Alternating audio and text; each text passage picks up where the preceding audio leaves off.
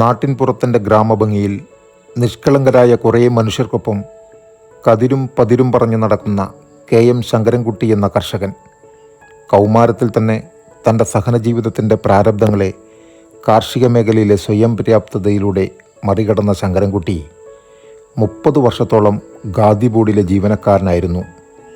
തേനീച്ചകളുടെ അത്ഭുത ലോകത്തിലൂടെ പഠന താൽപ്പര്യത്തോടെ ഏകനായി സഞ്ചരിച്ച തേനീച്ച കർഷകൻ കാർഷിക വിളകളുടെ ലഭ്യത വർദ്ധിപ്പിക്കാൻ തേനീച്ചകളെ ഏറ്റവും നന്നായി ഉപയോഗപ്പെടുത്താൻ പഠിപ്പിക്കുന്ന ഇദ്ദേഹത്തിന് സുഗന്ധപുരി എന്ന സ്ഥലത്ത് വിളകൾ നശിപ്പിക്കാനെത്തുന്ന ആനകളെ തുരത്താൻ തേനീച്ചവേലി നിർമ്മിച്ച് വിജയിപ്പിച്ചതിന് കേന്ദ്ര സർക്കാരിൻ്റെ അവാർഡ് കൂടി ലഭിക്കുകയുണ്ടായി.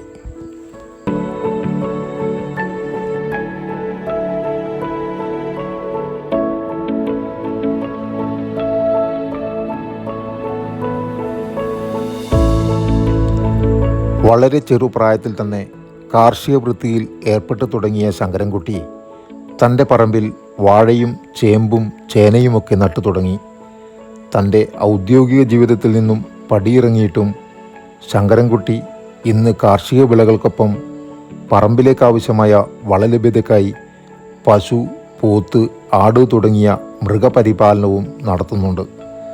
ജീവിതത്തിൻ്റെ സായാഹ്നങ്ങളെ നിത്യഹരിതമായി നിലനിർത്തി ചിന്തകളിൽ ചിലന്തിവല നെയ്യാതിരിക്കാൻ എന്നും തിരക്കുകൾക്കിടയിലൂടെ കളിചിരിയോടെ സഞ്ചരിക്കുന്ന ശങ്കരൻകുട്ടി എന്ന പ്രിയ കർഷകന് ടീം പ്ലേയേഴ്സിൻ്റെ എല്ലാവിധ ആശംസകളും അറിയിക്കട്ടെ.